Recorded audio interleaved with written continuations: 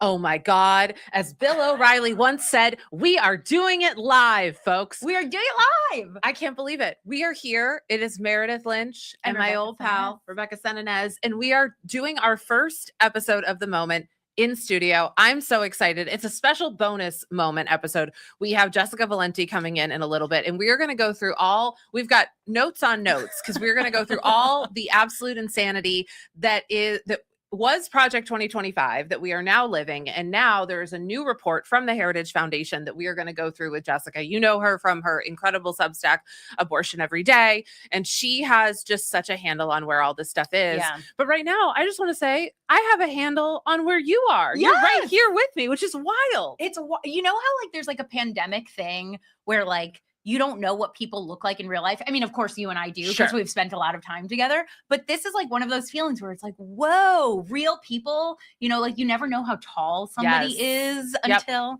So big moment. We for the look moment. a lot hotter on this than we do on at home. I think that's the idea. That's the entire. That's why this is important. I can't wait for my favorite account, Meredith Lynch Get Braces, to chime in and be like, actually, you don't look still need braces. I had them. Okay. But I'm really excited to talk to you about this today because Project 2025 is one of those things that was happening. It was a conversation point during the 2024 election. And both the reactions of the Democrats and the Republicans to this document were quite interesting. And I want to ask you what you remember from that time.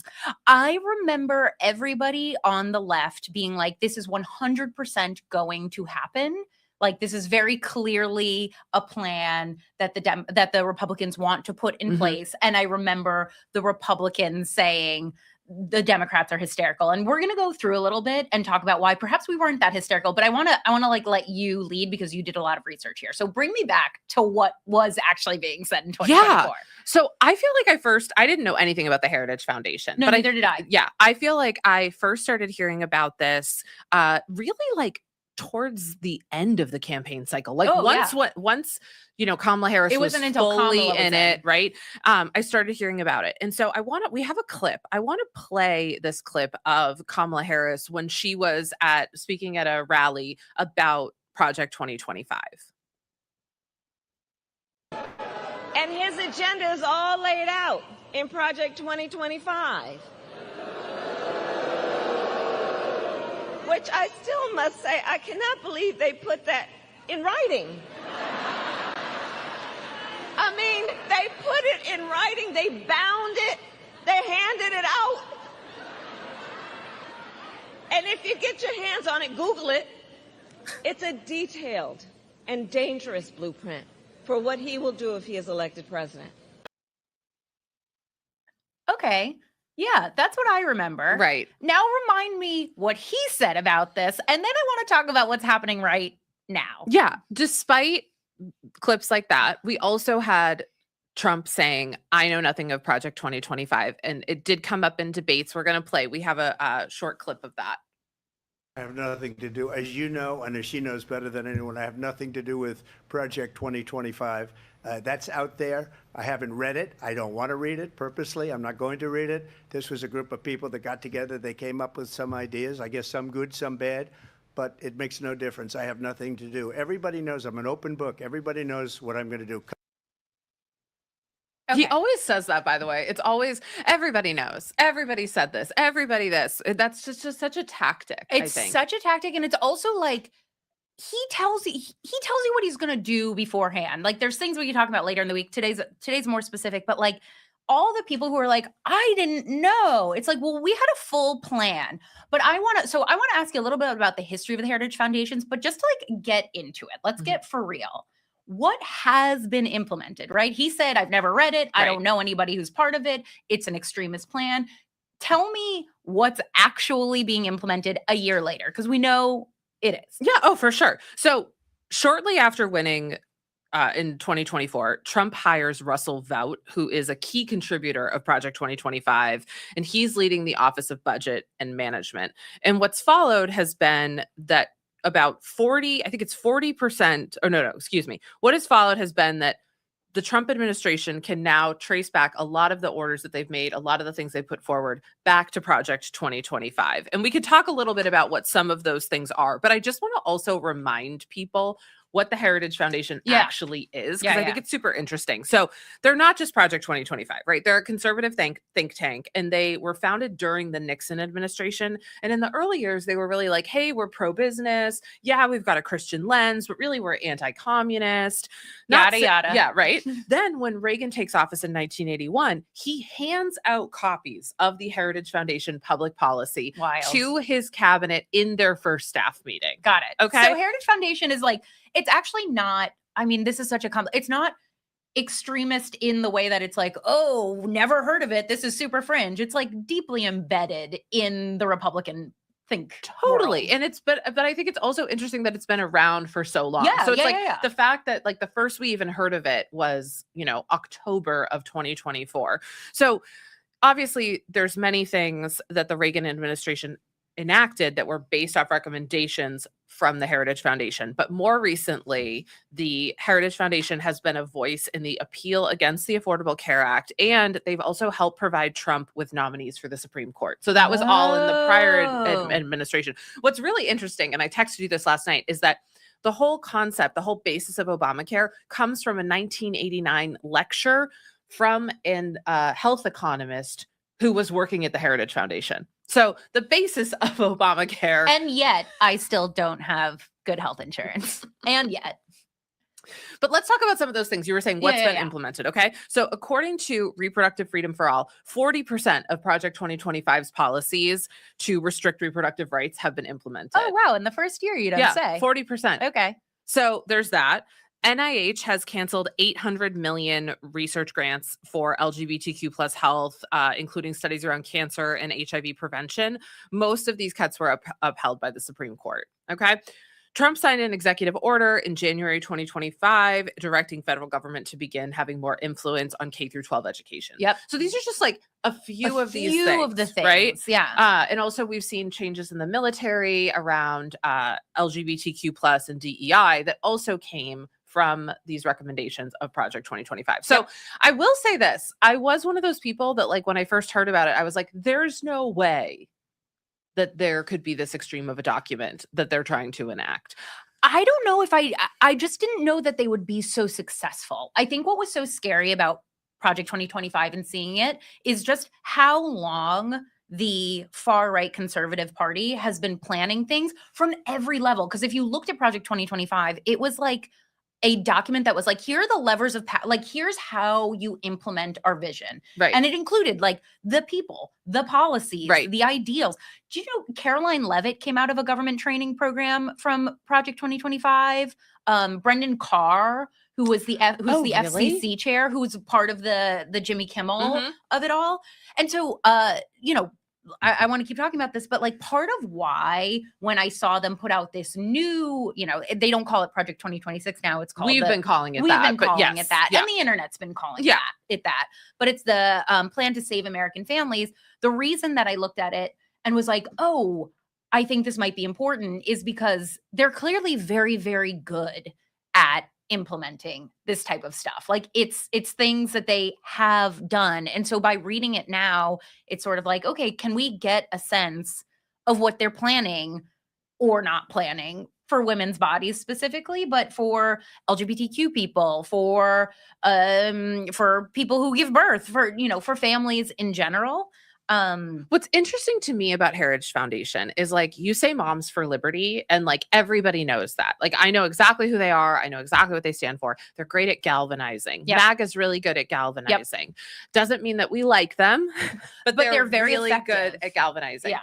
So what's interesting to me about Heritage Foundation is they're kind of similar to that like old way of politics where they do so much, but like we don't know who they are. Yep. We like, I mean, now we do, but like Yep. I'm just saying, like 5 years ago, there's tons of think tanks in DC, Yep. and they're on all sides of the political spectrum. Yep. So what is it about Heritage Foundation that really makes these policies happen? Like, no one says to me that there's like this left-leaning thing that Joe Biden implemented all of their policies. I mean, I get the sense that Heritage Foundation has been working on this forever. And I think that like a difference being is that they like deeply understand how government works. Right. In a way that, you know, like, and like, I guess it's possible that there's something similar now happening on the left with think tanks. But I think that this, you know, Project 2025 was something that they'd been working on for, I think, decades, right? You know, and they were really, really organized about it. And wait, can you tell me more about the Supreme Court thing? Because I think that that's really interesting. Yeah. So it was just they had a short list, of potential nominees, and Trump. I mean, I guess the thing that I found interesting about this is like, it's hard to say that Trump gets the nominees from the Heritage Foundation, right? But when there's overlap, I think there was something like 5 of the same names. When there's overlap for nominees, that's where you can see like, okay, to your point, they're really good at getting in and like knowing those are the things that actually matter, right? Like, I mean, it's not to say that like electing certain representatives or senators isn't going to have a huge outcome, but the Supreme Court is like, that is going for the big dogs. It's the big dogs, and it's a for life appointment, right? And as we see, like the Congress and the Senate sort of like moves in and out, and right now in some ways like doesn't have that much power in the way the Supreme Court does. And like, this is one of the things I want to talk to you with Jessica Valenti, because I was like shocked and not surprised when the Roe v. Wade got overturned. Like, it was both like, you know, because think about how long everybody was like, that will never happen. Like, I can't tell you how many people in 2016 I was like, what's going to happen to abortion? Everybody's like, you know, chill out, you know, like it's not a big deal. That'll never happen. That'll never happen. And what's his name? Clarence Thomas and John Roberts, like Sam Alito, like they're getting older, and I would not be surprised if they retire in a way that Ruth Bader Ginsburg didn't, and then Trump replaces them, you know, in a strategic way. And the nominees come from the Heritage Foundation. Yeah. I mean, I think also too, when Trump was campaigning, one of the things he kept saying was he was like, I'm going to like, we want to keep it with the states. We want to keep it with the states. And now that he's actually in office, there have been a lot of things that to federalize it. So I think that I guess I just don't understand how anybody fucking believes him anymore. Well, that's the thing. I mean, I say this all the time, is like, or, you know, like we're trying to make this a little bit more evergreen, but like this past week when he posted that like really blatantly racist. It doesn't matter if this is this week, because next week he'll post So he'll post something else, but like, but you know, something blatantly racist of the Obamas, so like a former president, and the amount of people on the right that I saw like clutch their pearls, and like, it's not to say that it isn't horrific or unacceptable or, you know, like all of those things, but I was like, yeah, this is the same guy that took out a full page ad calling for the death penalty of five innocent boys. Yeah. Like, this man has been who he says he is. And like over and over again, I feel like people are like, oh, can you believe? And it's like, yeah, I can fully. Trump is like pretty transparent in that way. Like, and always has been. And so like, to your point, that was been. What, 1989, 1981. Like that's right. There, so it's not like, but no, I agree with that. One of the things before Jessica gets here that I was, so I was like deep diving the new document, and I was having the time. I fucking love a deep dive. One of my favorite statistics that I found in there was basically what they were saying is like, more people who get married that meet online are more likely to get a divorce. And so like, sure. Okay, fine. So then I'm like, right. I don't, who gives a shit? Whatever. But I was like, okay, cool. I want to see, because they were like, according to a study. So I was like, all right, I want to see the study. So I go on and I go to the study. The study is a link to a law firm blog. Okay. And then the blog links out to a study. And like, this is not a study in the way that like we would think of an academic study, but The thing that I also found so wild about this, the thing that I was like, wait, stop the fucking presses. This is a study that was done in the UK. Oh, okay. So applicable, very applicable to United States policy. And the whole fucking point of the Heritage Foundation is like, this is about US. Like, yeah. if you came in and said, hey guys, this is working in the UK to make, they'd go, well, that's the UK. That's right. Totally, we don't care about them. This is about US family values. Yeah. Da, da, da. So when you link to that and you don't say like, hey, we linked to that. Also, some of the things that I would link to would be like, link dead. Well, I think this is something that I found, and this is what part of what we'll talk about with Jessica, is like part of what I found really interesting about diving into this, what we're calling Project 2026, is how many things, like how many like social ills they get right on the face. They're like, housing is too expensive and health insurance. It's like, they're like picking out things that are really easy for people to be like, yeah, I get that. And then they sort of like whittle it down into a way that it's like Christian heteronormative values that are about controlling women. Yes. And it like even I had to like sort of go back and forth. And this is one of the questions that I'm going to have for Jessica is like, how much does this have to do with the social trend of the trad wife that we're seeing? Because it's like, it's the same thing where it's like, there's an appeal to what they're putting out there. But if you kind of just like scratch under the surface, you're like, I don't think I texted you about this last night, the porn of it all. They're like, porn's not great for people. Like, it's not a healthy way to like think of what relationships are. Sure. And I was like, yeah, I don't disagree. And like, I mean, not to be like, I've never had to deal with that in my personal life, guys. But we're of a different generation too. I thought about this last night. Really? Is that why? Well, I think that like, I don't know, when I was like going through puberty, porn was like just starting to be accessible on the internet. But like there are people I know in my life who deal with people in their lives who have porn addictions. Okay. And so, I mean, I think it is a real problem. Just like for Mike Johnson specifically. Just like drugs can be a real problem for Sure. some people. So when they're like, porn is like not a great representation of like a healthy, but like always healthy for a marriage or healthy for a long time. I'm like, yeah, it's probably true. I think it's probably true. And why are you then cutting sex education? Right. And You know, and it's I am like not that's- advocating that we get rid of no, porn I know- or I anything know like you're that. not. But I I'm know like, you're not. yeah, there are people who are addicted to porn and it's not healthy. No, totally. I'm not saying that Oh, you no, are. I know you are. My I'm just like point waiting is- for the Reddit. Totally. Yeah. No, my point is to like back you up and be like, they get things right. And then they undercut the thing that would likely actually make a difference in this social ill. And really, so that's why I think this is really interesting is like some of it on its face, you're like, okay, yeah, I get it. And then you dig a little bit deeper and you're like, but you're undercutting what would actually solve this problem in a way that would be good for the most amount of people and actually just sort of like honing in on how you control women and specifically women in marriage and then kind of erase everybody else is what I found. And the ways in which they do that are what I really am excited to talk to Jessica about.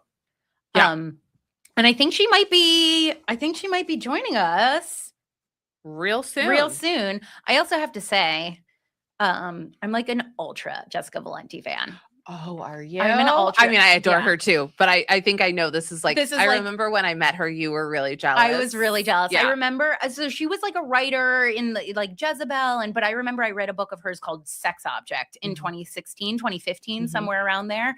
And it was like a breath of fresh air, you know, like when you're like, oh, I'm not crazy. Like this thing, you know, and this was like before the Me Too movement, you know, like sometimes we think about things and we're like, oh yeah, that we did live in a different world. And so I've always just felt like Jessica Valenti had a specific thing. And then she does abortion every day as her Substack as her publication. Yes. Sorry. Yep. And I thought about it and I was like, it's very interesting that this was never an actual beat that I ever saw at a major newspaper. Yeah. Like it is actually a really important beat. And there's things that I know, there are stories about the way abortion laws have been playing out in America that I literally would not know about if not for Jessica's reporting or like deep local news. You know, like this is a horrific story, but there was a story in Georgia of a woman who, you know, the story that I'm about to tell. Yeah, there was a woman in Georgia, I'm going to try and get the story right, who was terminally ill, was brain dead, but was 8 weeks pregnant with a fetus. And because of Georgia's abortion laws, they could not let her off life support, and they had to keep her. This is so disgusting. They had to basically keep her alive as an incubator for this fetus. And then I just saw an update.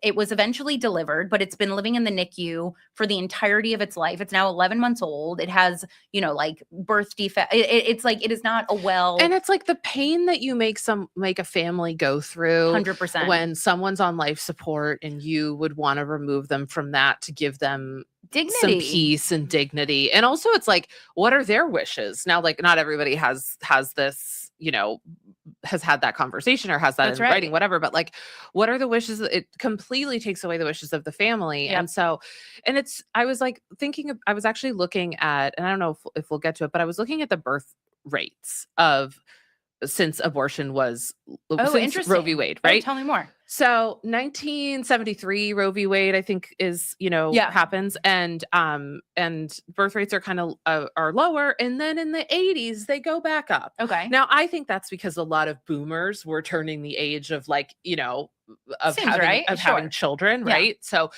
but at the same time, I'm like, well, it was higher than it was in the years after Roe is passed. Mhm. So you can't even look at it, even if you Right, want to right, play right, the right. game of, abortion made it that all these, no, we've watched, and now, yes, less people are having kids, but like, why don't we talk about the societal issues of that? Yeah. Well, and also, I mean, I couldn't help but read this and be like, okay, but we're also putting children in cages. Like we're like like we all saw Liam Conejo Ramos go to the Daily Detention Center. Like, how much do we actually care about children and like birthing children when some of them we put into detention centers? Like, give Right. me a break. If the problem is that we don't have enough children in America, then like, why wouldn't you make more of these children US citizens instead of deporting them?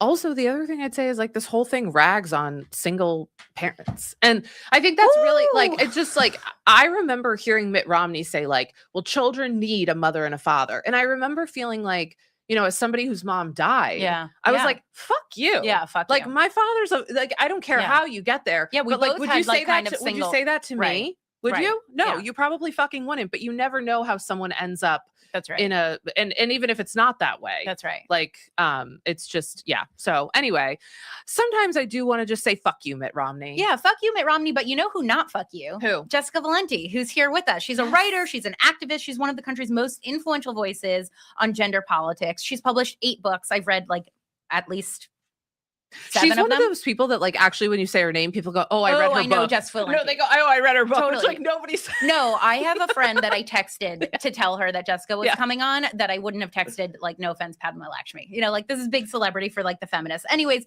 she's a former columnist for The Guardian, for The Nation. She's been in the New York Times, The Atlantic, Washington Post. She's been everywhere, and you can find her on Abortion Every Day. And here to talk to us, do we have Jessica Valenti in the house? Yeah, hey. Oh my God.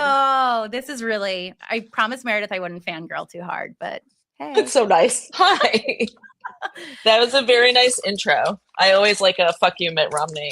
Yeah, intro. fuck you, Mitt Romney. But although in this Nothing wrong with economy, it's like fuck Mitt Romney is the least of our worries. You know what I I mean? mean, really and truly.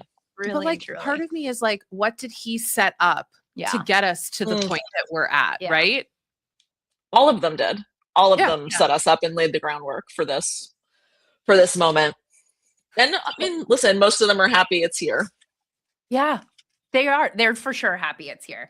So today we wanted to talk to you about, there's this new document coming out of the Heritage Foundation that is saving the American family for the next 250 years, which we're calling, for the purposes of this conversation, Project 2026. And we just set up for the audience why like this actually is likely to end up in our legal and policy system. So we wanted to go through some of the points that like stuck out to us and get your Sure. takes.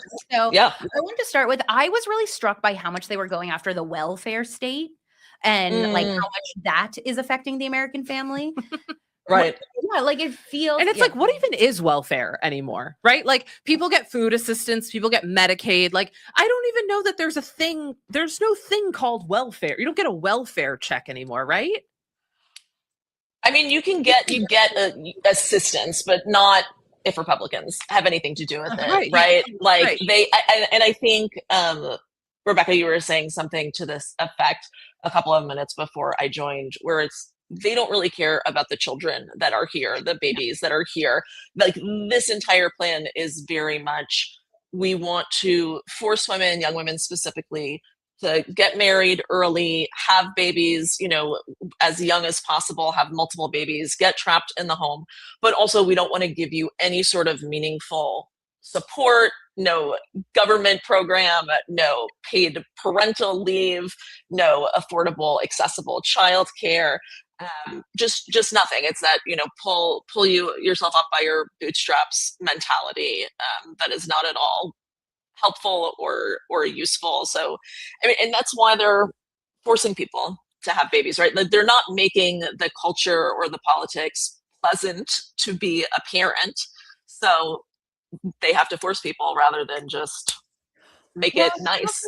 With this welfare thing, it felt like to me in reading it that a lot of it was like, women have been marrying the government, which is why they haven't been getting married, right? That like truly, Yeah. I don't know if I pulled a specific quote, but like that was the general idea of it, is that like marriage rates have declined because between the 60s and the 90s, the welfare state went up. And as a result, women don't have to rely on a male partner. And so I guess, one, how much of that is true and how much of that is going away, I guess? Yeah, no, I mean, it's all a bunch of bullshit. Like, the marriage rate has gone down, and there are more single women in the US, and there are more women without children in the US, because we weren't, up until recently, forced into that position, right? Yeah. Women are more likely to be able to go to college, to have jobs, to be financially independent. And that's what they don't want to, I mean, and actually they do say this a little bit in this document. I wrote a column about this document today, actually, in the way that it targets young women. This is about feminism. Feminism made it easier for women to choose their life's path. And they are increasingly choosing not to get married for all sorts of reasons.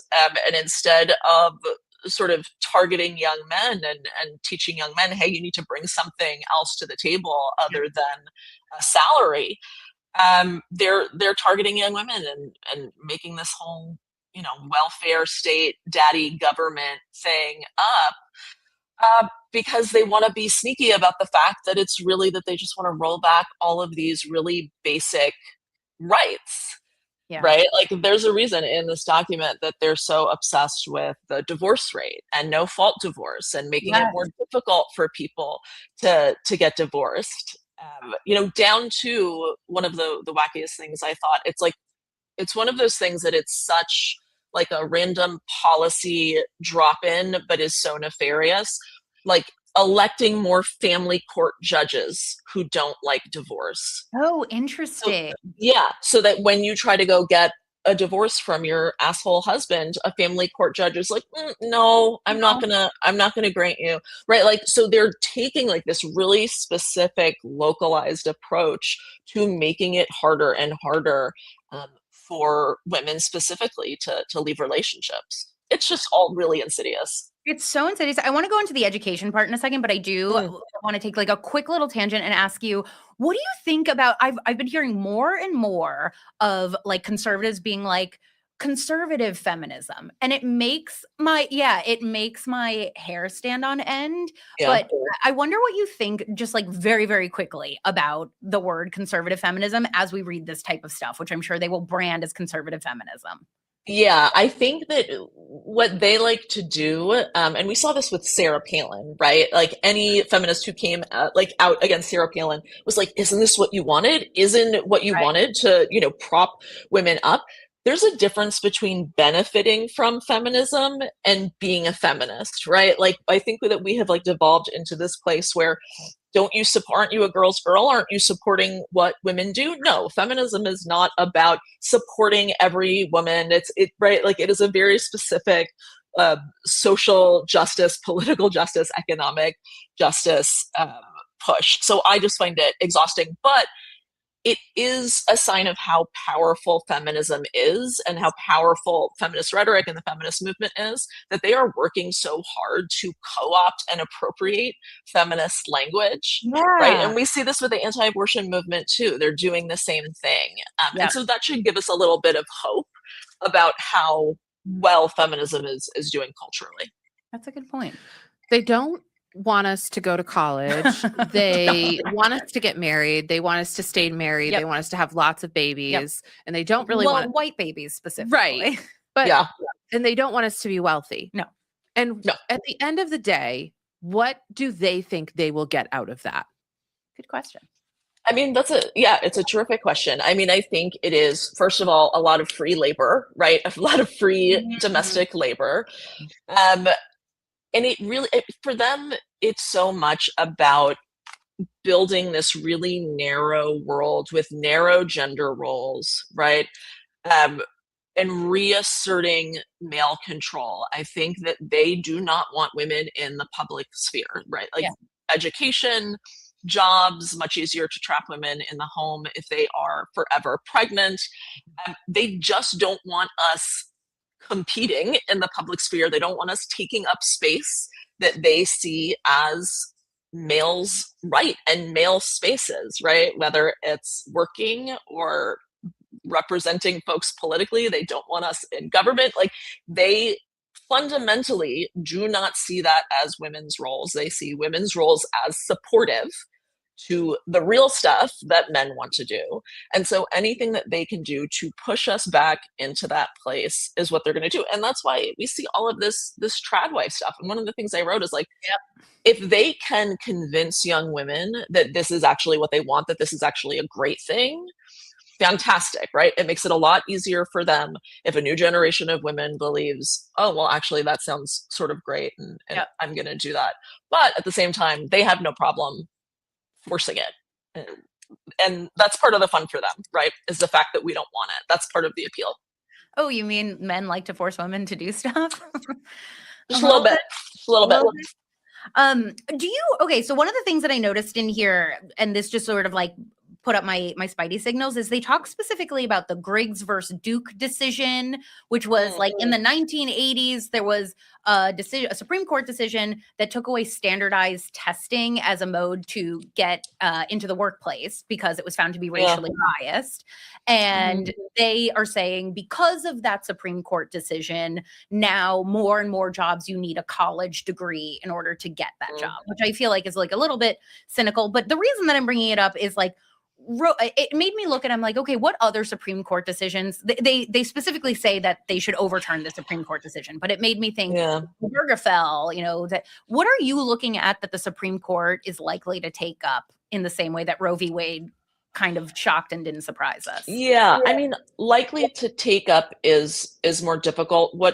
I think that they would like them to take up birth control. They would like them to take up Griswold, right? Like, that is definitely the next big step. I think that before they go directly to the Supreme Court, I think what we're more likely to see is this sort of like chipping away approach like we saw with abortion, where they don't want to come out and say, yeah, we want birth control to be illegal, because they know how incredibly unpopular that is. And so what's much more likely to happen is they just make it harder and harder to obtain. And one of the reasons I focused on young women for this is that I think is going to be the next big attack on birth control, is going to be young women and Republicans saying hormonal birth control specifically is dangerous for young women and it shouldn't be available to them at all. They have already laid that groundwork by banning in certain states gender affirming care for teenagers, right? By saying hormones are dangerous for young bodies, so we need to ban gender affirming care. Well, guess what else is a hormone, right? Like they are making it easier and easier for themselves to make this argument that anyone under 18 shouldn't have access to hormonal birth control. So I think that is going to be like the next big step. And then we'll start to see those court cases. But in terms of like the big Supreme Court case with repro rights that I think we know is going to happen is shield laws. Is the protections for abortion providers in blue states. They wanna make sure that they can extradite those providers to places like Texas and Louisiana, and throw them in jail there. So if you were an abortion provider and you provided one in a blue state where there are different laws, they want to be able to charge you in another state? They want to be able to charge you if, let's say you're an abortion provider in California or New York, and they've actually, like the AG of Louisiana has issued extradition requests for abortion providers in New York and California. If you send abortion pills by mail, which is legal in all 50 states, that's why the abortion rate hasn't gone down, because people are getting abortion pills shipped to them. The law in New York and California says that's perfectly legal and you can do that and we're going to protect you. Texas and Louisiana don't like that, and they want to extradite those providers for shipping abortion pills, and put them in jail. And they don't say this as much, but I think they would also very much like to extradite abortion providers who might provide care to someone who travels from Texas, right? So it's the criminalizing providers. They're absolutely going to try to criminalize patients as well. It's sort of, again, the shipping away approach, the slow roll. So providers first, helpers second, like abortion funds. They're trying to pass all these laws that make it illegal to lend someone money for an abortion, to give someone gas money, right? To give someone gas, to give a teenager, it always starts with teenagers, give a teenager gas money so that they can leave the state for care. They want to make that illegal. They're trying to make pro-choice websites illegal in these states, pro-choice ads, so you can't even learn information about where to get an abortion. And so, again, they're just trying to remove access layer by layer, and enforce all of these really draconian bans across the country, no matter where you live. Wow. I guess here's my question, because one of the things that I often hear is that a lot of people really, when you poll people, they really don't have a problem. Like the average person doesn't have a problem with abortion, like even conservatives, right? Yeah. And so I guess my question is like, is anyone's attitude actually changing around abortion? No one wants this, right? Like nobody wants this. Nobody wants these bans. Even Republicans, even in the reddest, most conservative states, they do not want these bans. Abortion bans, I would argue, are the most unpopular laws in America. And this is like progressives' most popular issue. 81% of Americans do not want government involvement in abortion at all. That is an incredible number. That is like an incredibly popular issue. But for whatever reason, we still talk about abortion like it's something that the country is evenly split on. We're not. The country is not. The country feels like a very specific way about this. And honestly, it's an issue that only gets more popular with time for us, unfortunately, because of how these laws are impacting people. It's only going to be a matter of time before everyone knows someone who's been harmed by an abortion ban. And so the further out we get from Roe, the more popular abortion gets. And that's part of the reason we're seeing Republicans try to make it harder and harder to vote on ballot measures, right? To make abortion legal. They don't want voters to have a say because they know how voters feel. Well, what's interesting is another thing that I found in Project 2026 for the purposes of this, but it kind of seems like they're also coming for IVF. So the report states policymakers should commit to protecting life from fertilization. Okay, to me, that seems like you want us to have kids, just not like that. And then my other question for you is like, Trump, I did a lot of research on this, has made some measures to expand IVF access. I'm not saying that they're good. I'm just saying there have been a couple of things. So my first question is like, how the hell do they come for IVF when all they want is for people to have babies? And then the second thing is Trump breaking from places like the Heritage Foundation when he expands IVF access? Right. Yeah, it is, again, one of their more unpopular takes, but it does come back to like, yes, they want us to have babies, but really it is more about the control, and it is more about putting women in their place. And it is more about these religious beliefs around when life begins and, everything like that. And so one of the things that we're going to see, again, they know how unpopular it is to say we just want to ban IVF outright. So they're going to do something similar to like trap laws with abortion clinics, where they just pass all these little laws that make it impossible for abortion clinics to operate. They're going to do the same thing with IVF clinics, where they just pass all of these little regulations, all of these requirements that make it harder and harder for them to operate, but that Republicans still get to say, we didn't ban IVF. What do you mean? These are safety measures. These are, we're just trying to make sure that they do this responsibly. And so that is their sort of route forward.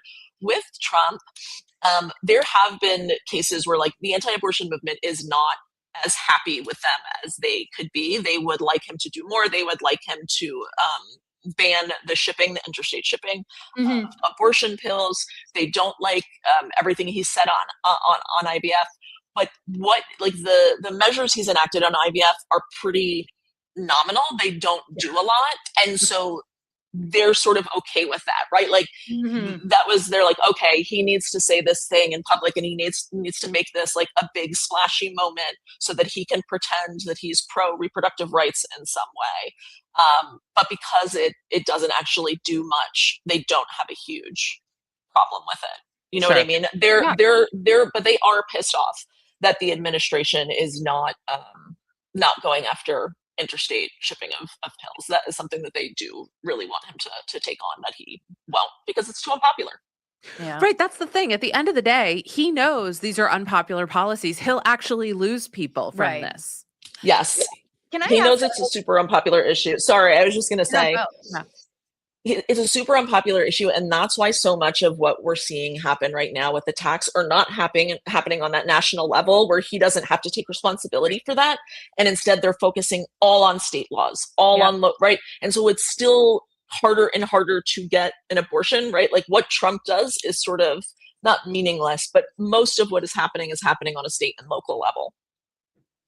I just wanted to ask you, as we like wrap up here, I wanted to like go down a conspiracy theory with you. I love a conspiracy theory. Okay. Caroline Leavitt, Usha Vance, Katie Miller, all the women of reproductive age who are visible in MAGA are having babies this summer, right ahead of the 2026 midterms. And then we saw Nicki Minaj show up at the White House to do the Trump accounts for babies, where between now and the end of his term, surprise, surprise, if you have a baby, they'll put $1,000 into an account. I'm wondering, like, am I crazy to be like, this feels not coincidental, like that, like there, it feels pronatalist to me. Do you think, did this do that for you too? Or am I crazy? I can't listen. I obviously I can't speak to why anyone gets pregnant or has a baby when they decide to, but I'm sure that it is not a coincidence that they are publicizing this as much as they are, right? And pushing that out that is very much what the White House wants to push right now, is a pronatalist agenda, is this idea that like, we love babies, we want more white babies, right?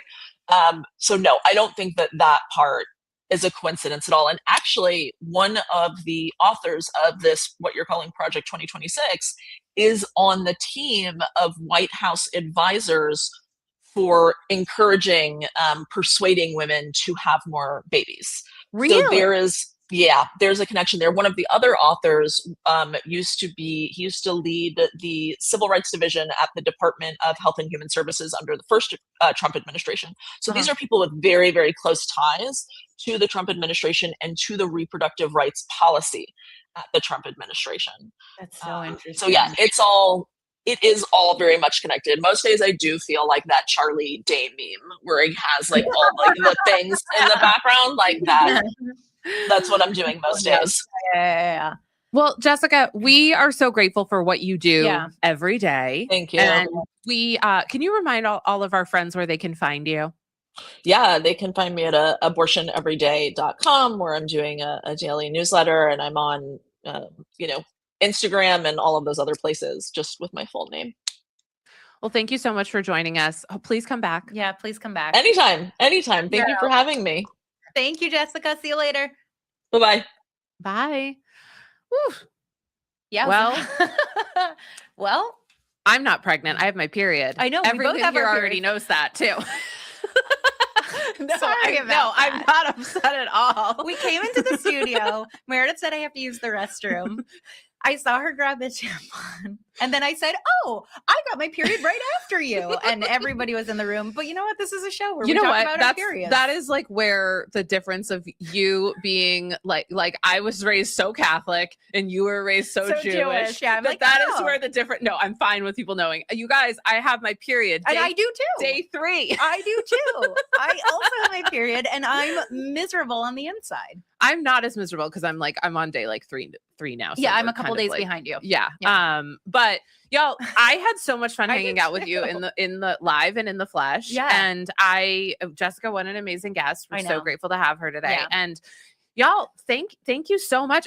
There's a ton of people who made today happen. Yes. Gabby, Alistair, Noelia, Mikey, Vienna, Anne. Thank you so much. Who did I forget? I think that's everybody. Our parents, our dogs, Eric. your husband, Eric. They're gonna be Everybody like, we've who ever are all met. these fucking people? Yeah, they're just people. But we are so excited to be in a studio. We are so excited. And we're going to be back in the studio on Friday. In theory, yeah. Yes. And tomorrow we're going to be back with a regular episode. Yep. We have great guests. We have my friend Carrie Farrell, who you probably know from the internet. She has a new book out. And then Jamel Bowie, who is both a New York Times writer. And then he's all over TikTok. He has this really interesting combo of like elite old school media cred, but also like speaks very well to the TikTok generation. just like you. Just like we're you. trying. We're trying. All right, y'all. We're Stay trying. safe out there. We'll be Yes. back tomorrow and Friday. All right. Thanks for hanging out. Bye, everybody. Bye.